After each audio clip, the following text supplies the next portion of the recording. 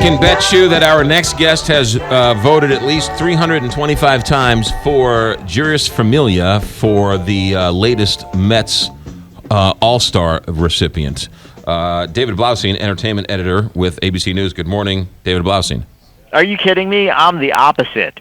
I've taken votes away. Oh, I don't want him in that All-Star game. Really? I don't want any Mets pitcher doing anything that could possibly lead them to injury. I don't even know if I want him to pitch. I don't even know if I want him to play.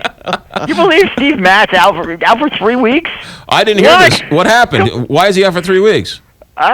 He's got some partial muscle tear somewhere in his body, and now he's out for 3 weeks. I mean, come on. Come on, man. So, the guy, didn't he just toss a 2-hitter or a 3-hitter or something like that? I don't. It's just crazy. I mean, the Mets are just so snake bitten.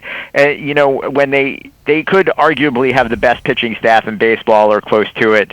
And the Cardinals might give you all they need is just one hitter. They just need one good hitter. Well, wait a minute. Are you telling me, Steve Matt's down, they just lost their best hitter?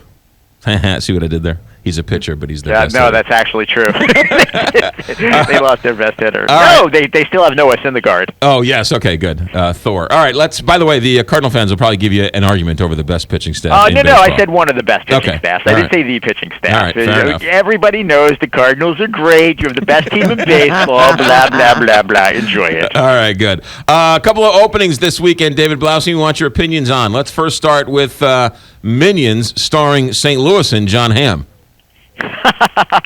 Yes, Minions. Well, I think there's plenty of reason to be excited about Minions. I mean, they really are what makes the Despicable Me movies, I think, so much fun. I mean, Gru is okay, but it's his interaction with them. But the thing is, they are henchmen, they're sidekicks, and could they support their own movie?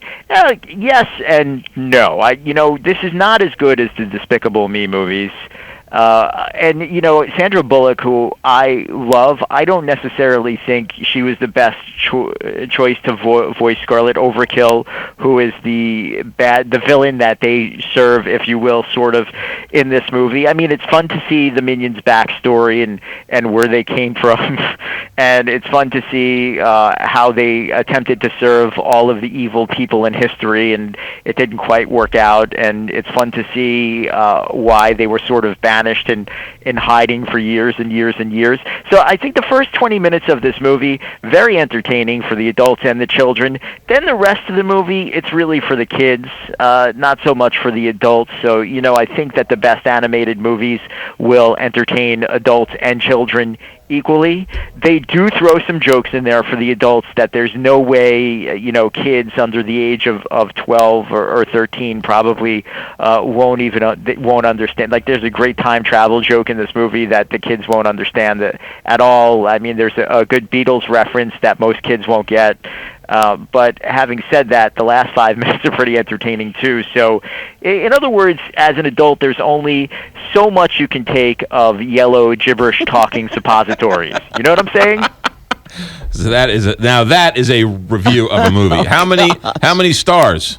3.5 out of 5. 3.5 out of 5. Okay. Bad. There's another movie coming out this weekend starring Sir Ben Kingsley, and that is Selfless. Isn't it funny? Like, if you ever talk to someone who knows him, they call him Sir Ben. So it sounds like his name is Serban. They're like, oh yeah, I was talking to Serban. Who? Serban. Who's Serban? Ben Kingsley? Oh, Sir Ben. Yes. Okay, fair enough. Okay. Yes. But anyway, so Ben Kingsley, he's not in this movie a whole lot, but it is about a character that he plays, and this guy Damien, who's a real estate mogul, a real estate baron, if you will, very, very loosely based on Donald Trump. I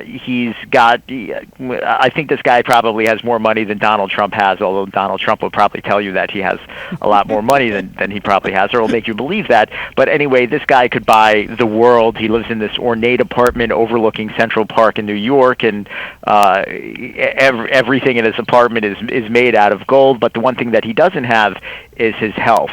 And there is this man, this British professor, who has invented this technology called shedding, which is shedding your old body for a new body, and you can only do it if you have a lot of money and are super wealthy. And Ben Kingsley Damian is not really sure about it, but the guy convinces him. He says, look, you have the finest custom-built airplane and apartments and furniture and cars. Now you're going to have the finest custom-built body as well in the form of Ryan Reynolds. So when the transfer, the shedding actually takes place, he wakes up and he finds that he's having these memories that don't belong to him.